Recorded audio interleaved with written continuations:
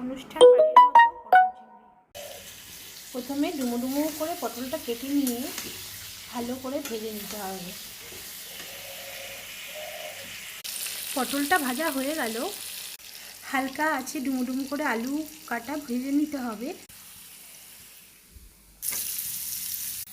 পেঁয়াজটা ভাজা হয়ে গেছে, এবার আমি রসুন আর আদা পেস্ট দিয়ে দেব, ভালো করে নেড়ে নেব। জিরে আর কাশ্মীরি মির্চ, ধনে গুঁড়ো আমি এবার এখানে দিয়ে দেব। এবার ভালো করে নেড়ে নেব। মশলা দিয়ে তেল ছেড়ে দিয়েছে, এবার আমি নুন দিয়ে দেব।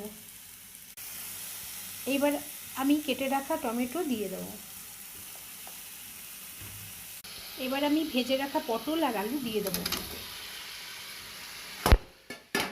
দিয়ে একটু কষিয়ে নেব।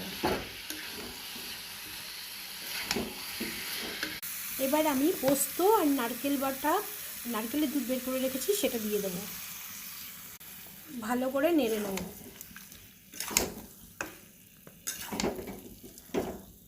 এবার আমি ভেজে রাখা চিংড়িগুলো দিয়ে দেবো।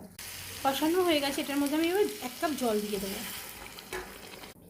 জল দেওয়া হয়ে গেছে, এবার আমি এটা ঢেকে দেবো। আমার তরকারিটা হয়ে গেছে, এবার গরম মশলা ছড়িয়ে দেবো, একটু নেড়ে নেব। এবার হয়ে গেল আমার অনুষ্ঠান বাড়ির মতো পটল চিংড়ি। হয়ে গেল পটল চিংড়ি।